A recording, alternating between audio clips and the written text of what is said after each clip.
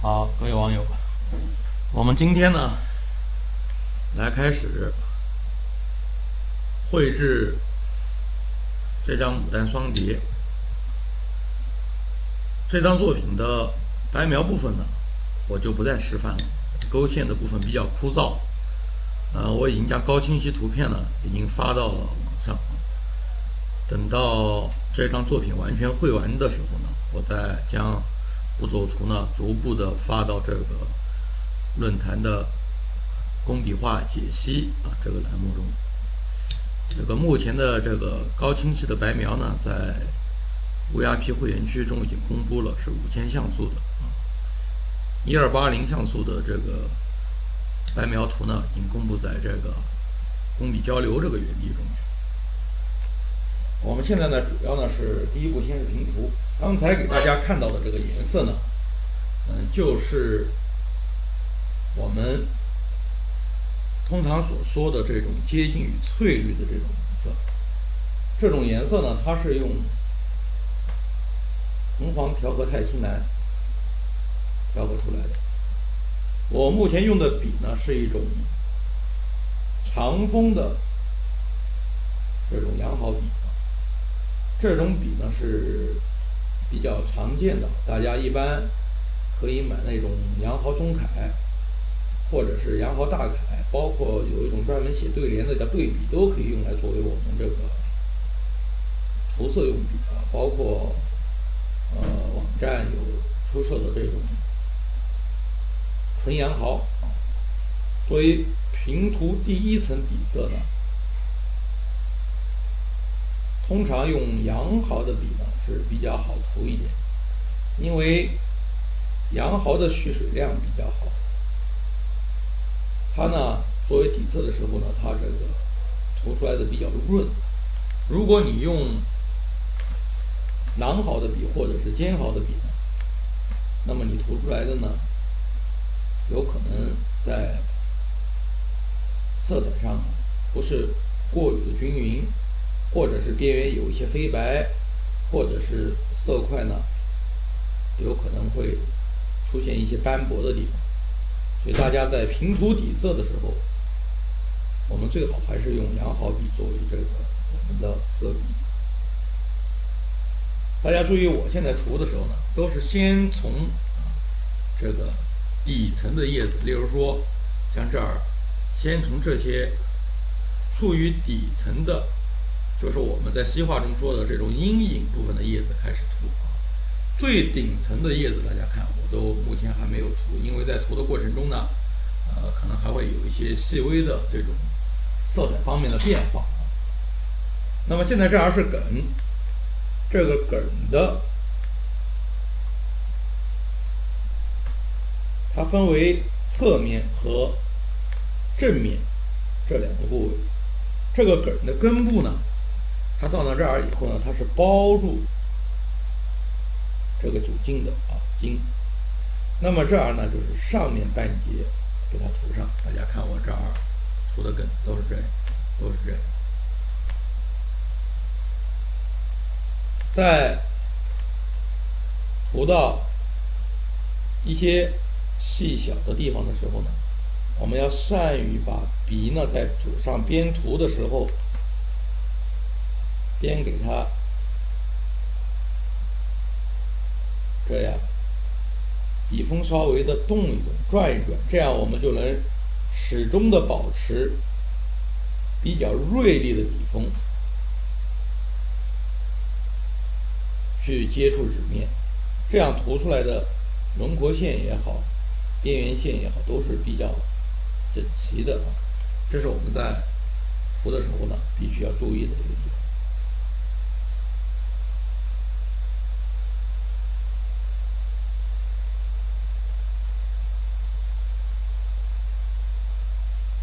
这种颜色呢，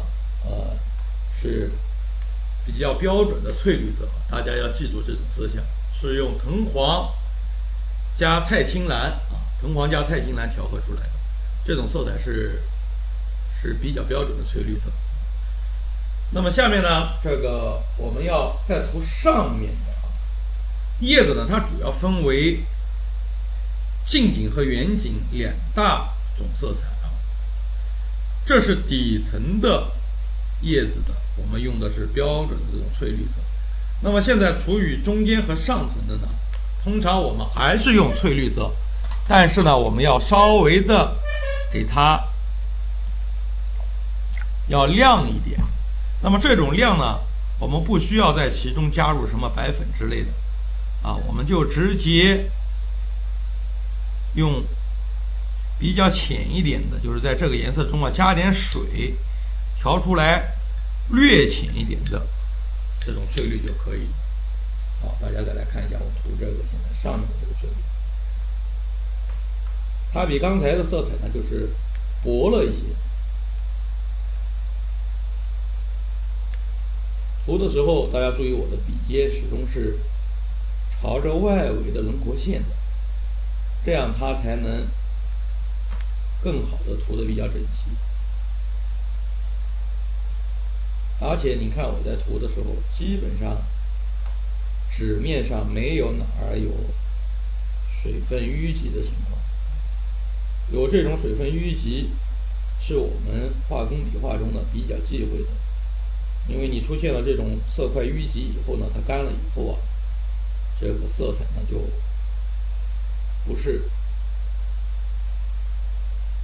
太匀净了。所以呢，我们大家在涂的时候，边涂这个笔尖要从色彩中呢将多余的水分吸走。这种顶层和底层的叶子的色彩变化，我们要有微弱的变化。这种变化它不要太过于强烈。第一个，我们不是画西画，不要过多的考虑这种明暗关系，这是一点。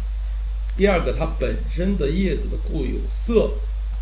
我们国画着重的表现就是物体的固有色，我们不要过于的强调这种西画的光感，而失去了国画本身所独有的一些审美特征。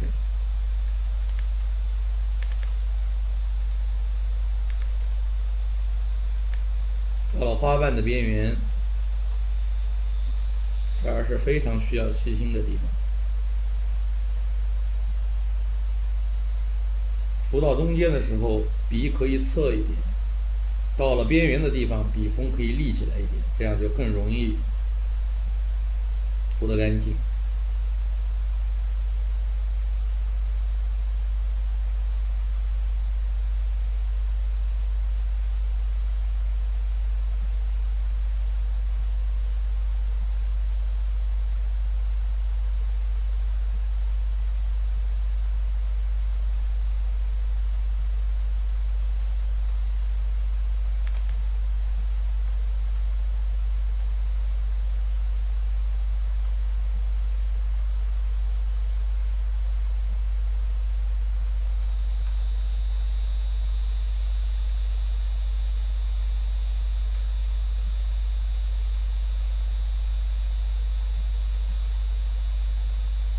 好，大家注意看啊，这两个地方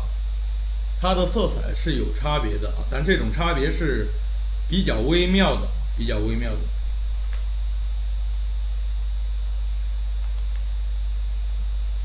叶子我刚才说了，分为近景和远景两大组，同时呢，近景中又分为上层和下层。我们现在涂的就是上层的部分，待会呢，我们还得要涂这个远景的颜色。在这儿呢，我给大家说一下简单的一些色彩的常识。远景的呢，它的这个色彩呢，我们知道的色彩在空气中呢，因为离我们越远，它就会产生一定的这种色相变化。我们通常要把握的一个原则是什么呢？就是色彩离我们越远的时候，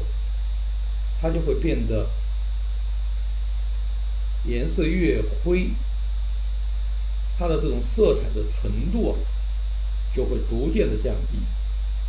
我们的工笔花鸟呢，它是一种微观的空间表现。在通常的情况下，我们不需要过多的考虑色彩的冷暖、鲜艳程度变化，但是在一种大场面的这种作品中，比如说像这种6、7朵牡丹或者一大组牡丹这样的场景稍微大一点的画面中，我们可以适当的考虑这种色彩的这种空气透视变化。有可能有些朋友会说，这是西化的比喻，它不是这样。这本身就是色彩在空间中的自然的产生的这种色相变化现象。你有没有西化理论，它都是这样变化。大家通过照相机拍出来的图片，应该可以很清晰的感受到这一点。所以我认为，在当代工艺中，我们可以将色彩的这种纯度变化，甚至是冷暖变化，合适的引入到我们的古典绘画中去。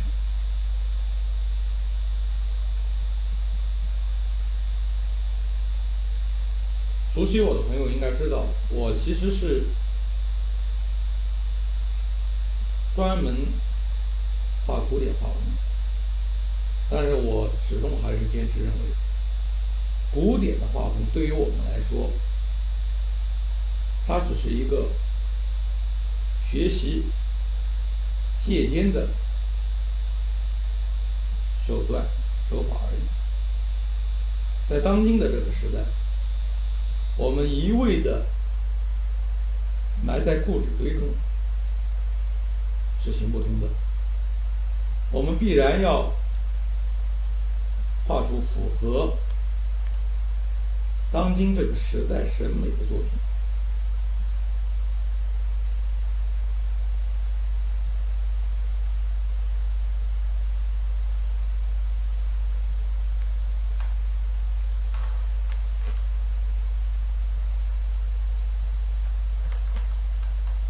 像传统的画法中呢，这一片叶可能会处理的比这一片叶还要暗一点，但是我们呢也可以立其道而行，就是你为了强调这种空间关系，强调这种颜色在空气中随着距离的不同而产生的这种虚化的关系，我们甚至把这一片叶画的比这片叶还亮一点都是没关系的。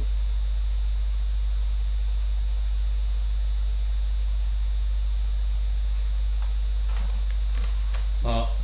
大家现在来稍微的离远一点，我们来看一下这一组叶子的目前上面是亮的啊，下面是暗的，这儿是暗的，最远处又是亮一点，这样呢就产生了这种在平涂的时候就产生了明显变化。那么接下来呢，我来跟大家说一下远景的叶子的画法。这儿中间有一个花房，我们现在就给它稍微给它涂掉。这儿涂致绿也是可以的。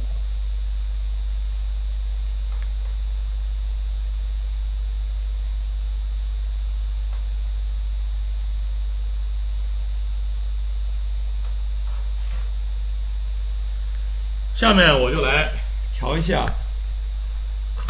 远景的叶子。在以前我们画万紫千红的时候，我曾经和大家说过，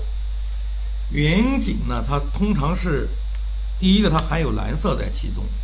就是它的固有色是不会变的，但是因为在空气中变化呢，它会产生一些色相上的变化。首先，它肯定含有蓝色，因为这是空气中的水分子折射所造成的这种色彩的变化现象。它这时候已经变成了这种青蓝色。那么我们还要降低色彩的纯度。我们大家知道，降低色彩纯度最好的办法就是加入它的补色，或者是加入非颜色类。什么叫非颜色类？例如说黑色和白色，它们是不具有某种彩色倾向的，非彩色类的。那么这时候我加了一点墨在其中，这样它就变成了一种带有墨味的这种青灰色当然这个青灰色中绿还是占主基调。这时候用这种色彩，我们用它来平涂远处的叶子是比较合适的。还有就是在染色的时候，如果我们染近景的时候呢，基本上是用墨的话，或者是墨青的话，大家在染远景的时候可以考虑用纯花青，或者是花青中带一点钛青蓝去染，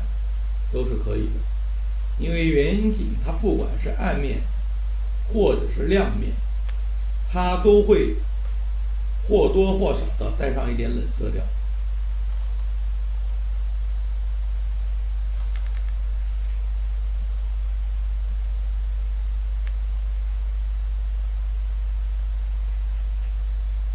一直以来呢，我给大家这种视频教学呢，基本上都是以小品为主。但是我们随着绘画技巧的提高，自然而然的我们就逐渐的要转入这种幅面比较大的作品的绘制。不谈创作理念，就单纯的从技巧上来说，大的作品的这种复杂程度是远远的要超出小品的。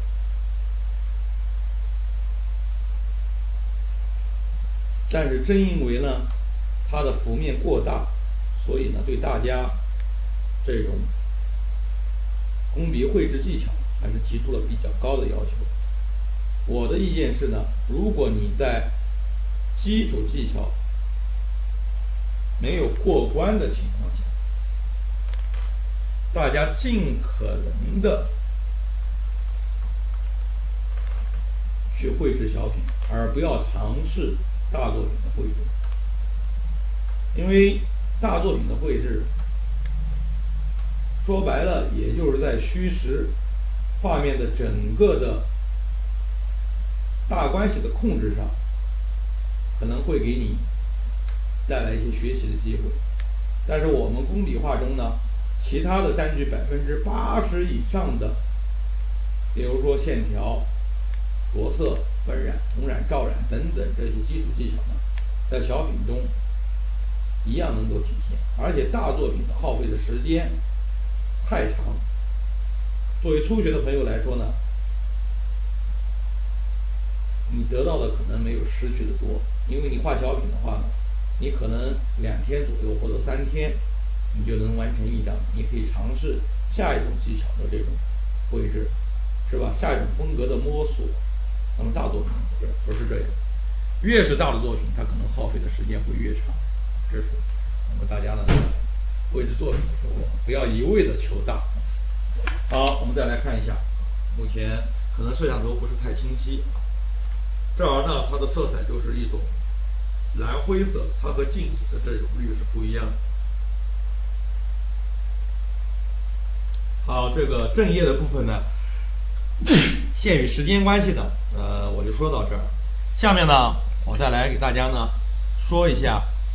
反叶的部分的第一遍底色的这种调配。我们首先要调出这种叫做致绿色、橙黄、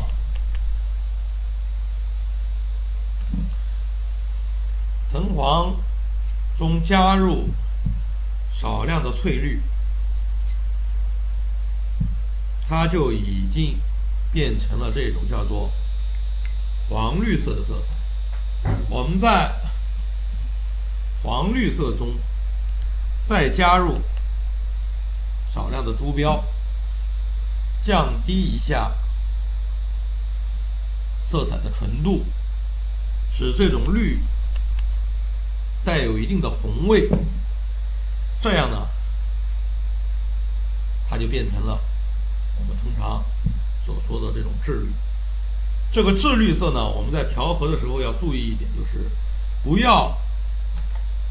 调得过淡。过淡的话呢，你最终你会发现你在染完了全画面以后啊，你会发现呢，它的反页过亮，这是有不少网友呢在作画的时候，容易出现的一个问题，就是反页过亮和整个的画面不和谐。所以呢，大家呢这个就是调这种致绿的时候呢，要有一定的厚度，要有一定的厚度。这个颜色尽量的调的呢这种沉稳一点，不要出现那种很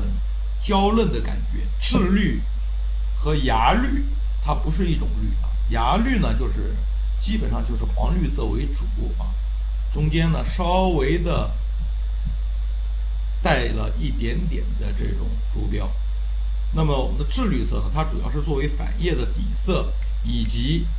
梗茎等部位的这种底色，所以呢它的色彩呢要稍微的沉稳一点，甚至在有些特殊的这种需要重彩提染反页的这个画面中呢，它甚至可以用赭石来作为底色，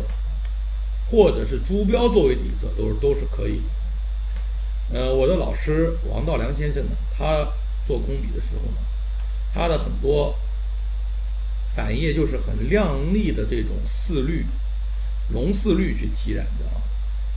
画出来特别有装饰效果，特别的亮丽。他呢就是用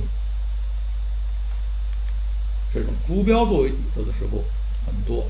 还有很多时候呢是用那种接近于褐色的淡褐色的颜色来作为底色，这样它在上表层的这种实绿的时候呢，它的色彩呢才会产生这种很强烈的这种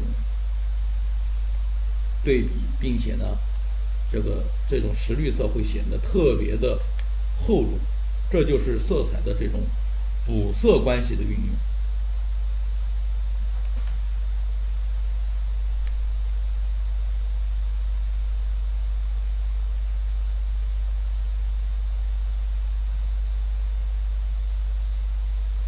常见的这个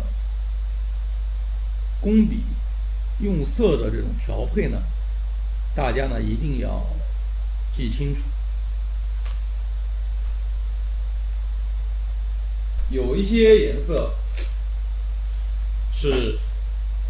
我们会经常用到，有一些色彩是不常用的，例如说像紫色啊，是吧？玫瑰红啊，或者是这种翡翠绿啊，它有一些颜色不一定是经常用到，但是有一些颜色呢，是经常用的，比如说草绿、有个翠绿、致绿，还有那种褐色，都是我们经常用到的色彩。棕黄，大家呢应该随手就可以很清晰的调配出来。这种色相一定要在脑海中呢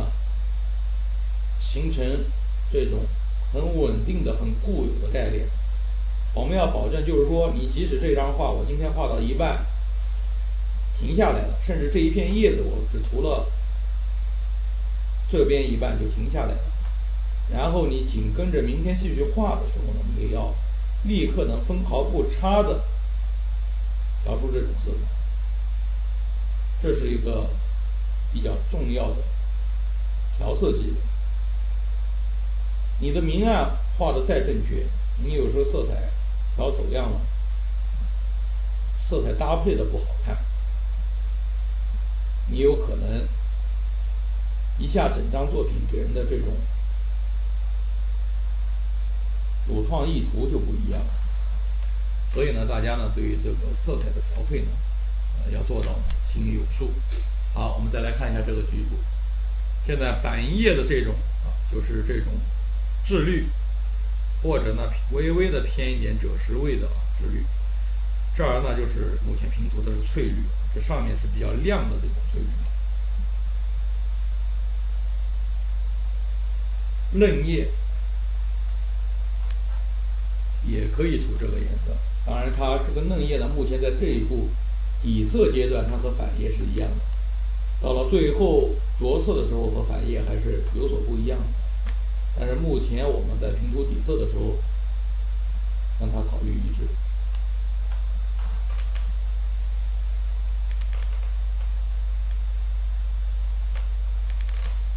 这是一张四史呢对开那种横过来对开呢又大一点的作品，因为横过来的是33乘1.32米左右我们这儿呢是40乘这个1.32米。大家在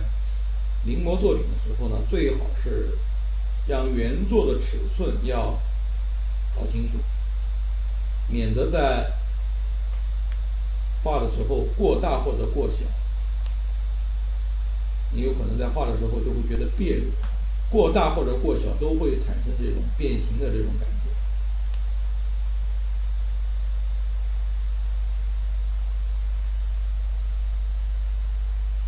这就好比书法中的小楷，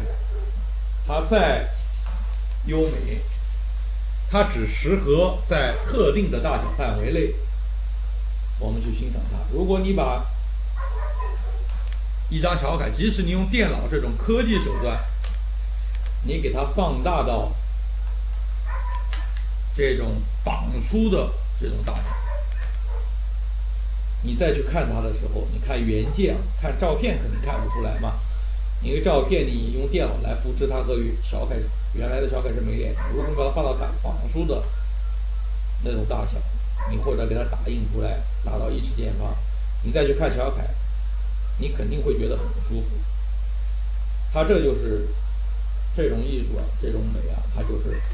让你产生了这种失真的这种感觉。它从行笔上，从笔画的粗细变化上，它都会有失真的这种感觉。我们画工笔也是这样，不是说一味的把画面放大了。有的网友可能会觉得画面放大我好画，勾线又好勾，上色又好上，但是你得考虑到失真这个情况，过大或者是过小都不符合我们画工笔画的要求。工笔画本身就是一个比较写实的这种画法，所以它的大小呢，我一般来说要和原来的你所描绘的物体大小呢要很类似才对。好，这样呢，到了这一步呢，这个我们的这边的右边的这一组页呢，就基本上涂完了，基本上涂完了。限于时间的问题呢，左半边的这个叶子部分，我就不再示范了。接下来呢，再来平涂画面的其他部分。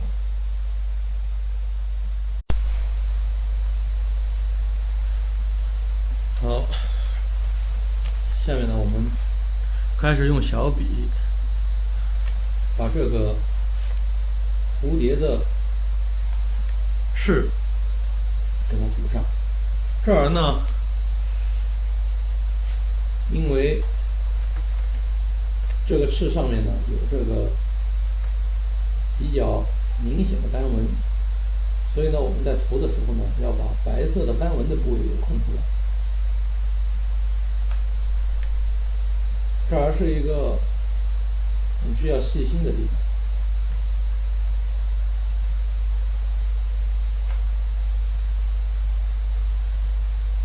第一步呢，用淡一点的墨，不要一次那么浓。这个淡墨呢，即使它是第一遍没有涂均匀也是没关系的，往后涂呢它就比较容易，多涂几遍它就容易匀了。也要记住每次接头的地方，接缝的地方不要和上一次接缝的地方重复，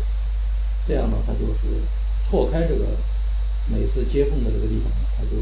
很容易涂均匀。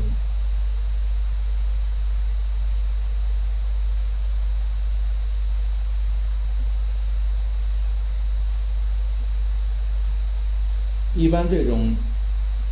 黑底的这种翅呢，后面的这个翅它是压住前面的翅它是属于在上面，从这个反面来看的话，它属于在上面，并且呢，这种后翅的浓度，色彩的浓度呢，要高于前翅的色彩的浓度，这是我们在涂色的时候需要注意的地方。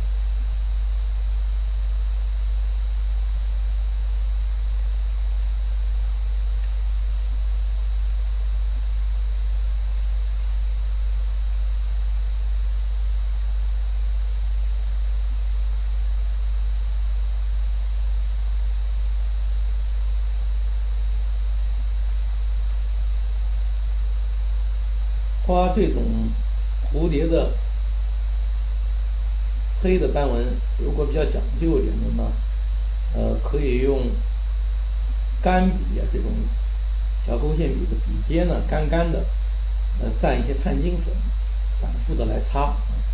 这样呢出来的这个赤脉的这个效果呢，它就会更好。没有那个呢，就像我这样，就是你用第一遍用墨底也没关系啊。当然到最后画的时候呢，可能得用胶墨啊，那种干了的这种胶墨，甚至是脱胶的那种墨啊，笔干干的呢，带微量的水去擦，因为这样它这个蝴蝶的这个翅脉的这种粉粉的这种感觉呢，粉质的这种感觉才容易出来。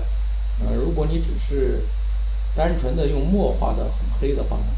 它这种粉的翅脉上这种粉的这种感觉就不够明显。好，接着是这个前面的头胸的部分，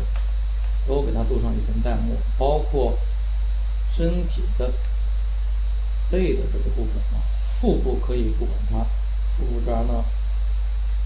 带一点这个明暗出来，这么小的地方也不好染，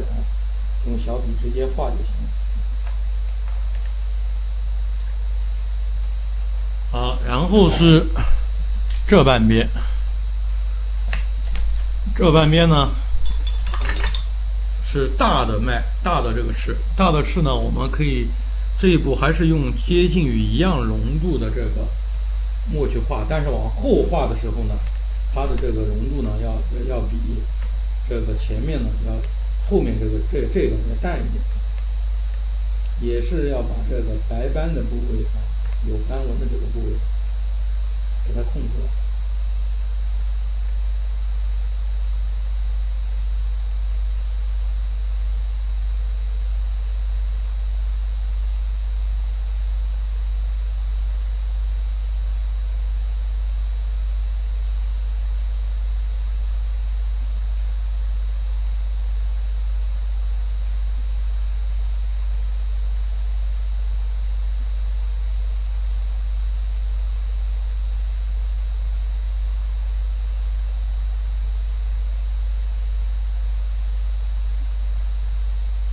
好，到这个根部这儿，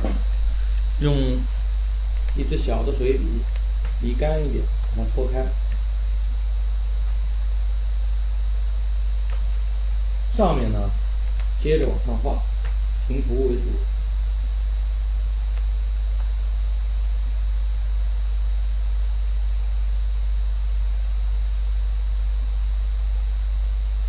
有一些朋友可能觉得这样画比较麻烦，喜欢用这个直接一码黑的画，画完之后用浓白粉去点，那样画当然也可以，但是那样画出来的呢，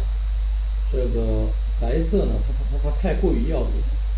它因为这个粉质啊厚粉呢，它画上去之后啊，在光线下特别的亮的那种，它就有可能会显得比较颜色变化比较矮板一点，比较匠气一点。所以大家呢，在有功夫的情况下，有时间的情况下，最好还是这种空出来，用小笔去填为好。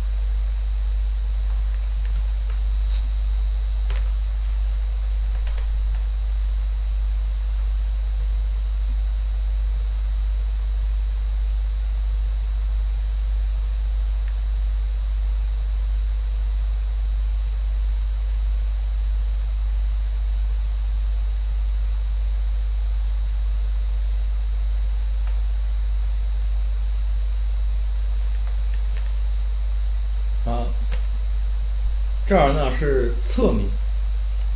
侧面呢它是那些刺网上的花纹呢就不那么容易看得清了，所以我们这儿呢是以染为主。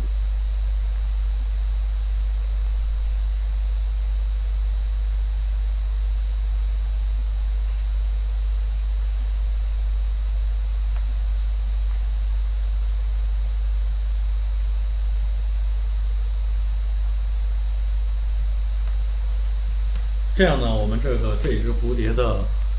大概的这个明暗呢，就第一步就先到这儿平涂，然后这一只呢是画白粉蝶，我们呢这一只呢就是把它的头和身体部分简单的画一下就行了，重色集中在尖字上，然后身体的上半截给它平涂一层淡墨，这样就可以了。翅膀这些呢，到时候平涂白粉。我们这样呢，暂时先告一段落。接下来，我们来调出一点赭石色。赭石色，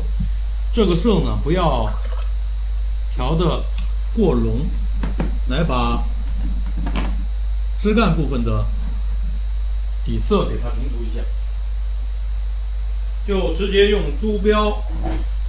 呢加一点墨，调出这种赭石色。同时在这一章里面呢，我们要注意这个枝干的赭石色的浓度要有点变化。比较重的是近景的和中景的这儿，然后最远处的一根老干呢，我们要给它画的稍微的虚一点。首先把近景的这两个平涂上，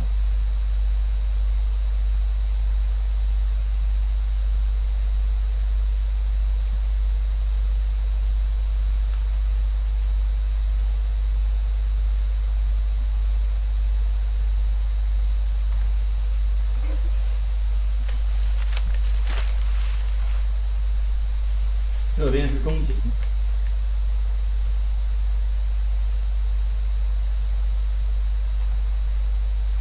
然后这下面要注意一点啊，这儿有很多叶，你得把这个枝干大概在什么位置啊？这儿开始画的时候呢，没补墨线，但是呢，你在这一步呢，你得把它涂出来啊。最后哪怕你不勾墨线，你纯纯染染，给它在后面若有若无的要有，这样呢，它就这根枝啊，它就有这个出错，有这个出的地方，要不然呢就没出的地方。最后呢，就是用这个颜色和是赭石色，但是我们加入比较多的这个水，把后面的这一根杆呢，给它若有若无的给它上来。一些巴结的亮面可以在这个，因为它颜色淡，大家可以考虑给它稍微留点白都没关系。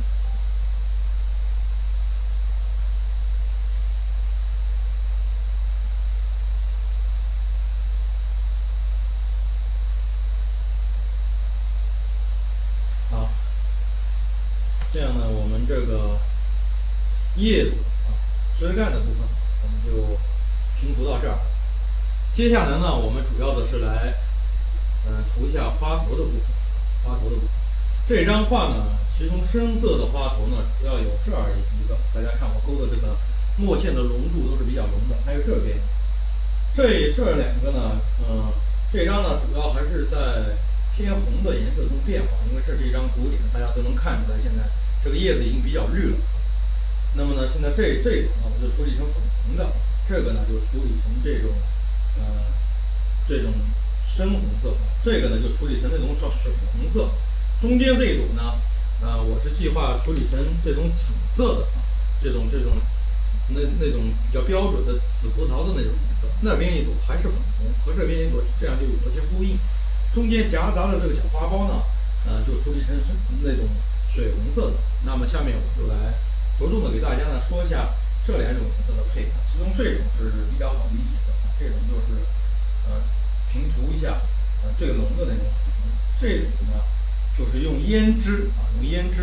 调上白粉作为底色。我们先来涂这个水红的部分。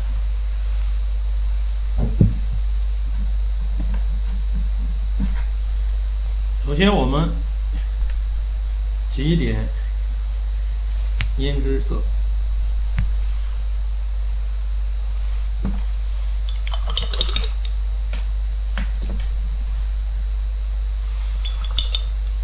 然后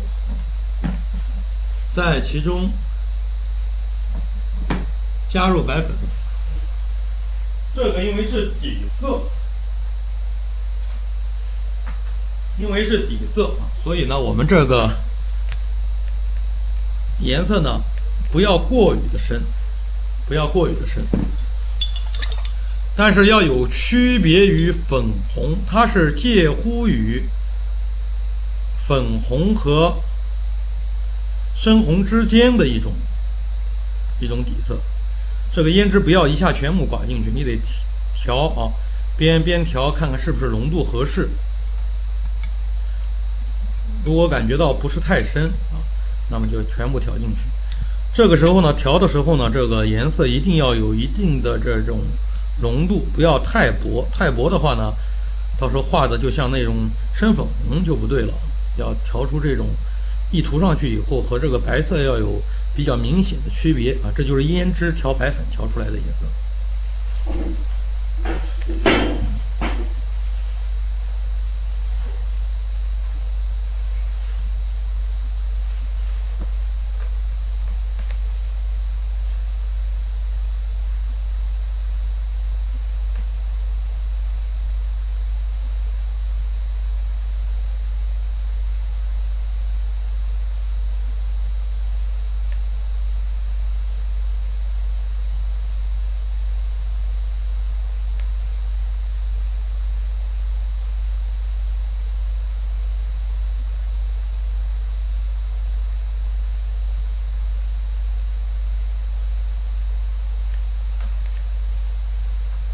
这个涂完了，我们再来涂后面。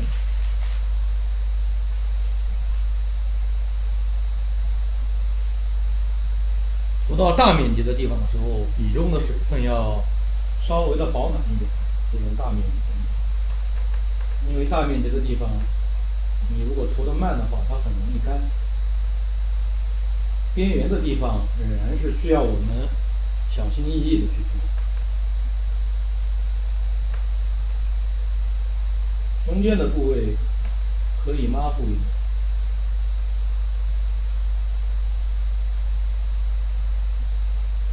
这种大面积的难就难在你怎么把它涂得特别均匀。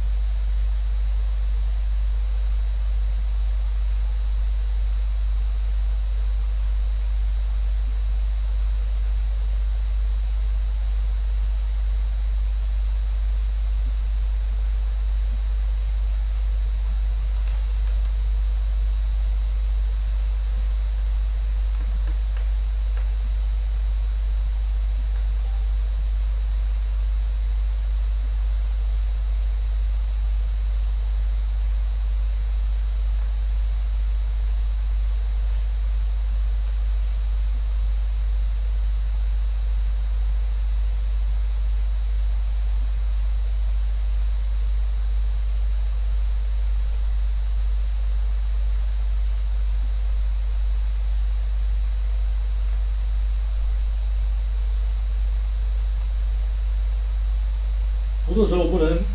仅仅盯住一个地方，仅仅盯住一个地方的话，你别的地方如果干透了，你后面再涂上去，它这个颜色就不匀了。所以大家在涂的时候呢，要适当的考虑这边没涂不怎么主要的地方，你要给它轮廓往边上再带一点，然后再反过头来再来涂这边，这样呢它就比较容易呢照顾到整体。这种大的这种面积的涂色呢，关键就是始终要在脑海中呢要有这个整的这个概念，涂的时候要有整的这个概念，不要盯住某一个地方拼命的涂，涂了之后你忘了那边如果干了你再涂，就很难涂得匀了。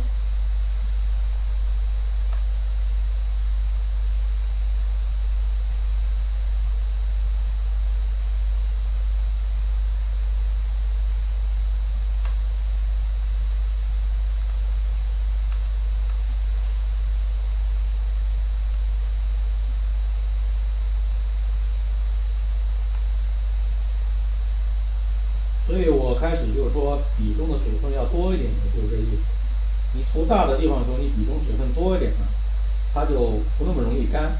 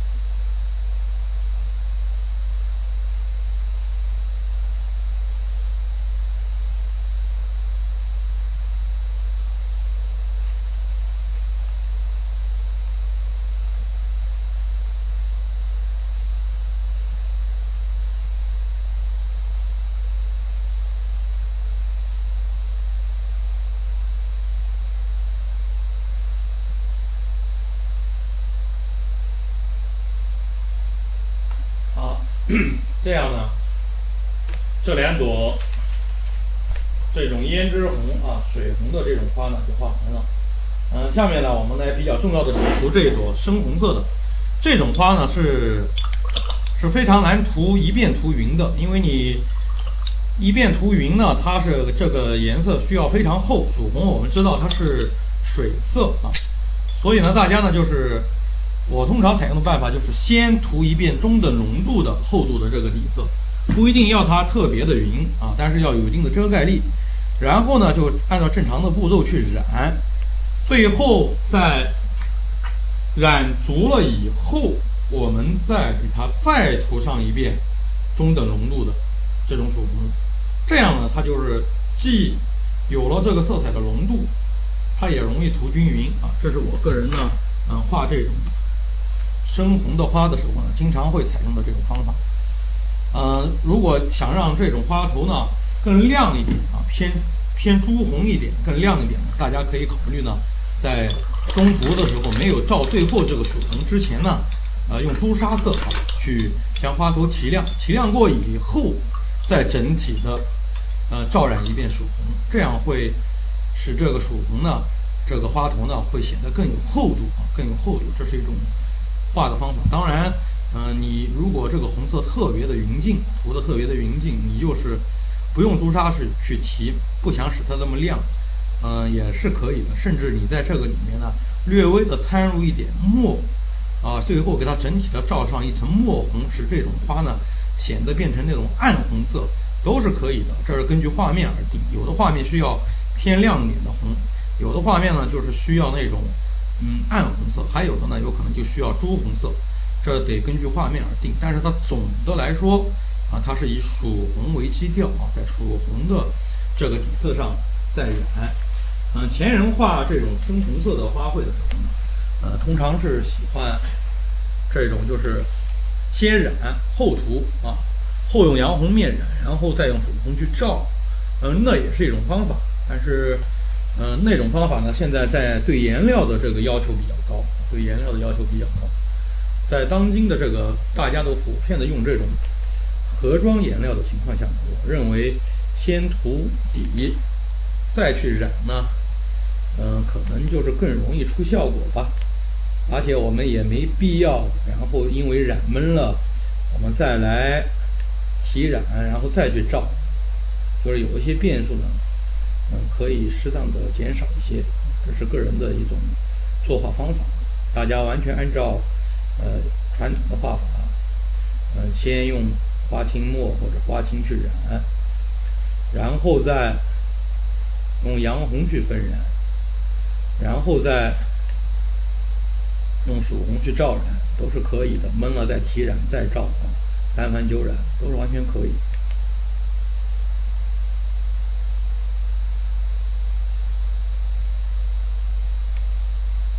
这个因为是一变色就比较深，所以这个对于大家的这个控笔能力要求的是很高的。尤其这种深色你涂错了就很麻烦了。这涂错了以后，像这种这么深的颜色，你一遍涂错了，你都几乎是没法补救的，你涂到花头外面去了，你可能就得再补一片花瓣了，要不然你这个地方洗是洗不掉的。所以大家在涂的时候呢，要比较小心一点。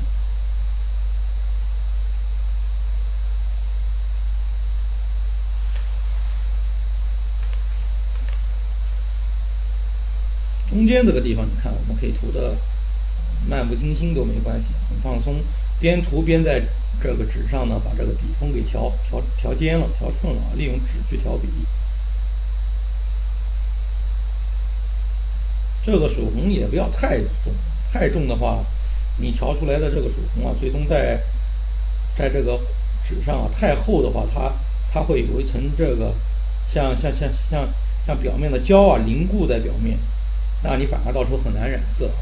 中等就可以了。嫌它底色不够深没关系，我们到后面画到后面的时候，我们再照染。就这一遍，既要有比较浓的浓度，也不要过于浓。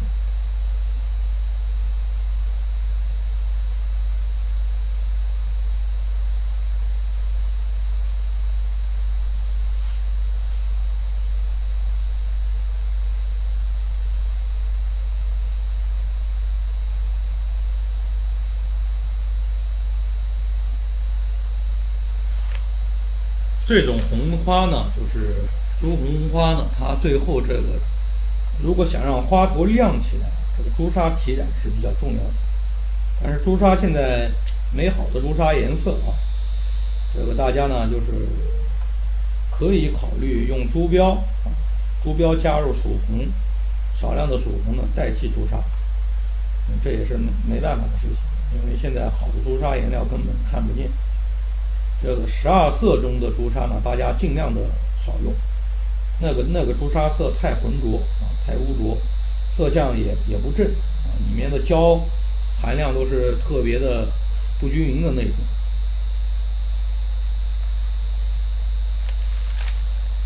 不过这种重色要一块一块的解决啊，不能从这个四面八方涂啊，要从一边往一边涂，这样呢它就不容易干了。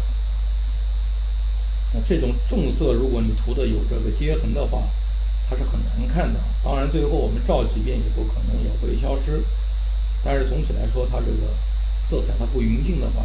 这种重色就更显眼，出来的这种不和谐的效果就更刺眼。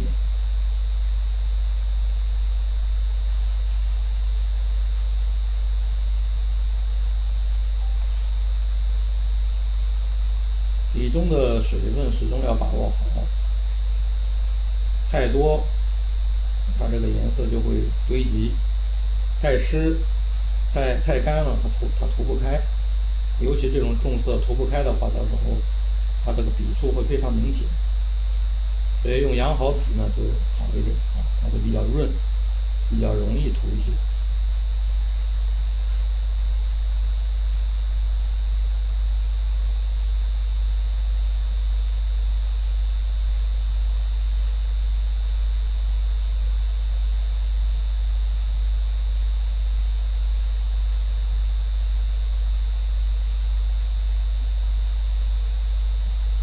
还有呢，就不少朋友有可能注意过我的画子，可能会说，会注意到一点，就是我的一般浅色花卉都在上面，啊，这种重色的花卉或者是藏在底层，或者是只露出一点，或者是属于后面啊，这是为什么？这就是它符合我们这种惯性的审美思维。比如说，我们画一个人向着左方，那么我们可能在构图上习惯上就把这个人的眼睛的前方给它留出比较大的空来，这是为什么？这就符合人们的通常的这种审美啊，就是他的视线前面不能堵住，如果堵住了的话，就感觉到憋气啊。这在构图上是一个这个构图上忌讳的东西，就是堵住了气脉。其实我们在做色彩调配的时候，它也有一些固定的思维啊，比如说用重色啊去蹭亮色的东西呢，我们就会觉得比较自然。如果你用亮的东西呢去蹭暗的东西呢，我们就会觉得别扭啊，这就是一种习惯的思维啊，这个它也符合这种惯性的审美。所以大家在配色的时候呢，可能会有这样。当然，你立其道而行也是可以的，因为自然界中的牡丹，它也有可能很多时候深色的花它就是在前面，是吧？浅色的来衬深色的花也是可以。但是在通常的情况下，用深色去蹭浅色呢，我们对于画面的明暗处理上比较好处理一些啊。还有一点就是大家要注意的，就是画深色花图的时候呢，周围的叶子尽量要少。它这个道理也就是和我们刚才说的是一个道理。叶子如果一个深红色的花，周围都是绿的叶子，都是那种深绿的叶子，那你这个花就不容易出来了。虽然红和绿它的色相对比上还是可以的，但是因为它的明度啊太接近了，红和绿，如果学过西画的朋友应该知道，这两个色彩的这种明度是基本上一样的，所以你把它完全的放在一起以后啊，它反而这个红花出不来，绿叶也出不来啊，这是我们在做色彩调配的时候需要知道的一些色彩知识。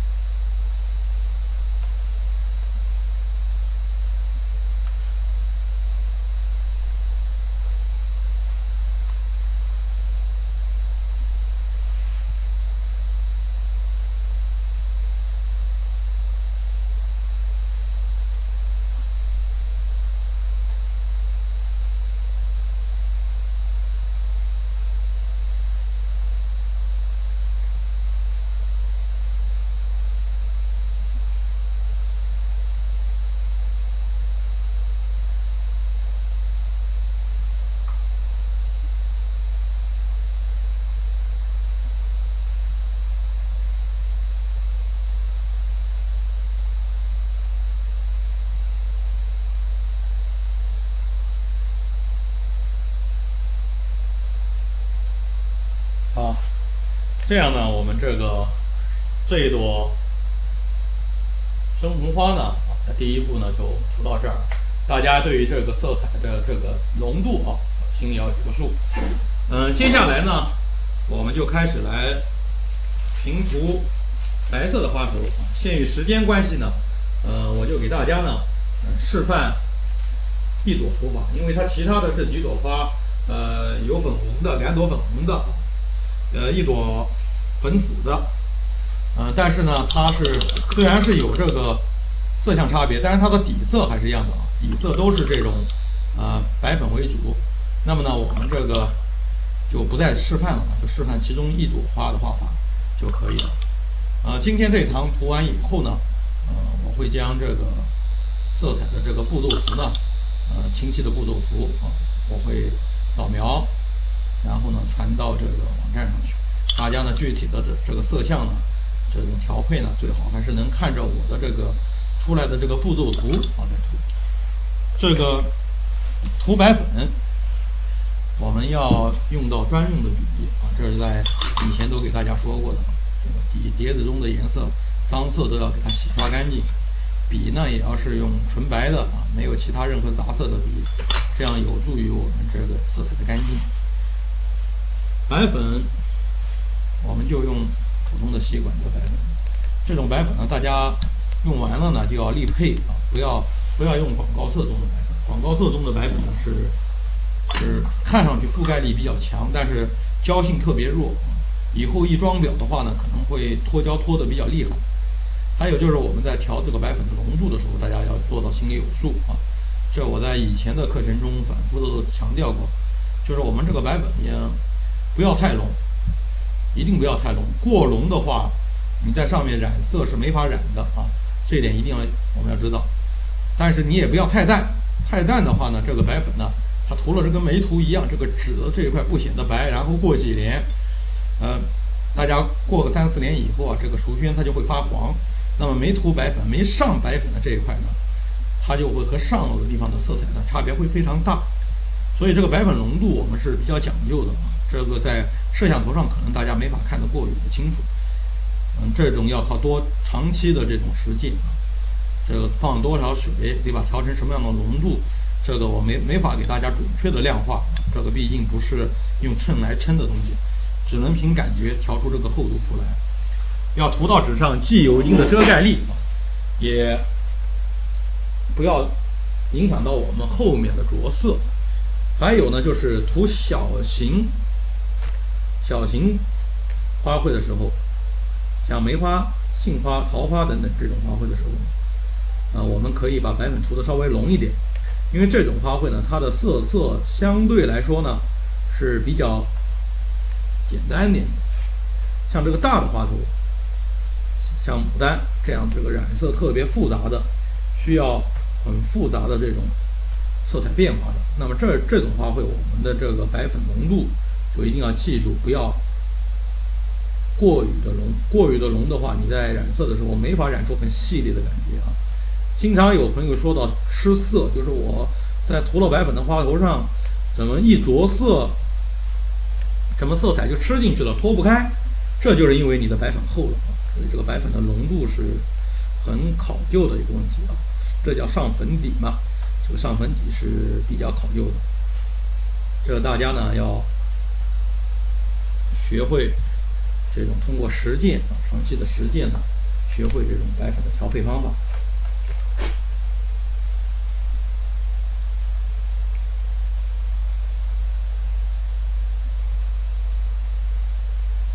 那接下来还有小密封的部分，我就不示范了。密封呢，就是第一步就是先给它身体呢平涂一层这个橘黄色啊，头部呢平涂一层淡赭石色，这就是密封的这个平涂色。这样呢，我们这个所有的，当然这个白粉涂还有包括蝴蝶啊，刚才开始我们画的说有一只粉蝶也得涂上，在这儿后面都不再示范了。大家一些局部的东西，大家还是看这个图片比较直观一点。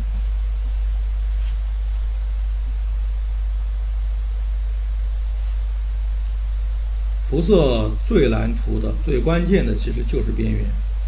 还有就是我们涂白粉的时候，涂完之后要学会顺着光线去看一下，因为白粉容易涂漏，对吧？这个在前面的课程我也给大家说过，它比较容易涂漏了。你别哪儿涂过没涂到，你认为涂到了，最后在白纸上当场看不出来，是吧？装裱的时候也不见得能看出来，因为装裱底下衬的也是白纸，但是你再过2年你就好看了。没涂的地方，这个颜色反差是很大的。涂了的地方，它正常的情况下怎么都不会变色，它除非像以前我们用那种铅粉啊，古代用铅粉呢，它就会反铅，反铅就会变成黑颜色。所以我们经常看古画的这个人物的3白发，经常会变成3黑发，就是铅粉反了铅了。但是近代我们用的都是这种叫做新太白，是吧？它是色相是很稳定的，是完全可以替代这个古代的白粉用。还有呢，就是一种叫珍珠磨出来的粉，珍珠白，那种粉特别亮，但是也特别难染。它呢就是适合用来丝毛，但是作为底色或者是染色都不是太合适。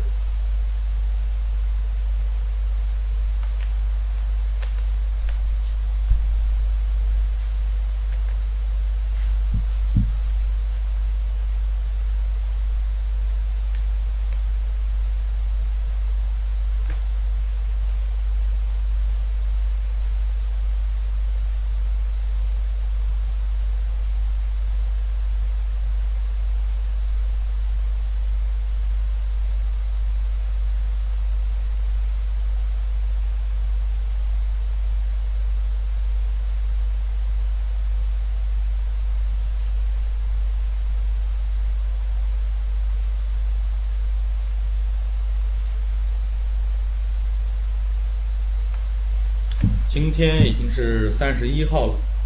明天呢就是08年了。从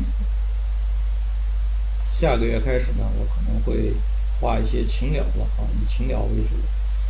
因为这个杨柳青的荷花的教材已经补充完毕了，也基本都定稿了。那么往后我们将要进入的就是禽鸟类的绘制。我在论坛发了一个帖啊，大家呢也可以推荐一下，你们觉得什么样的鸟是最受欢迎的、最想画的，到时候我可以考虑在教材中呢补充进去。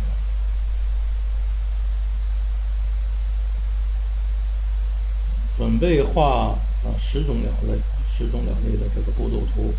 另外再加上大约20张左右的这个成品图，加上附加的示范图，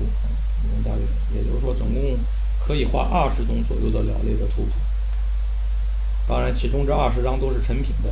那个所谓的步骤图也是从成品图中呢这种扫描出来的。然后鸟类出完之后，可能就得到我的个人展览了。那时候可能要出一本个人画集。个人展览以后呢，也有可能还计划再出一本这个蝴蝶，专门说蝴蝶的这个题材。我个人也还比较喜欢画，但是一直没深入的画过。如果有这个出版可能的话，我会借着这个机会呢，到时候再画一张百蝶图啊，把各种蝴蝶再比较详尽的描绘一下。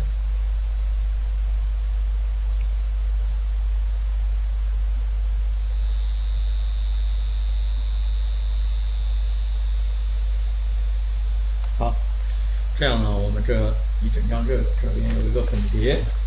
以及这个蝴蝶的肚子的下半截的部位呢，下半边，我们在这儿呢要给它画上。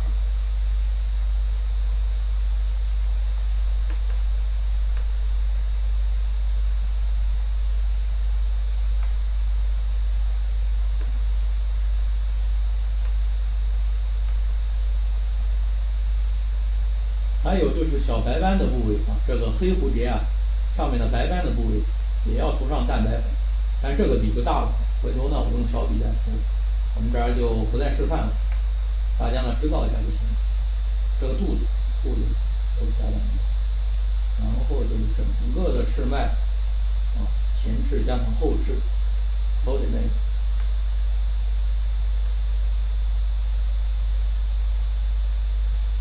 蝴蝶的翅膀是小鸭大啊，这个大家别搞错了。从这个肚子这一面看，就是它的这个有胸腹的这一面，这一面看是正面啊，从正面看呢是小鸭大。当然，你如果从上方看，从它的背面看，就是大翅膀压小翅膀，这个是它的这个画的这个压盖的这个顺序啊，这个次序呢不能搞错。好，那各位同学，我们这个今天呢第一堂呢，关于这个平图啊，大致的有这个龙蛋叶子有这个龙蛋之分，有这种远近色相的变化。这边呢当然没示范，但是我们在涂的时候，也是遵循着这个原理涂的啊。这样呢，我们这个第一节课呢，这张牡丹双蝶呢，我们的示范就到此为止。我们下节课再见。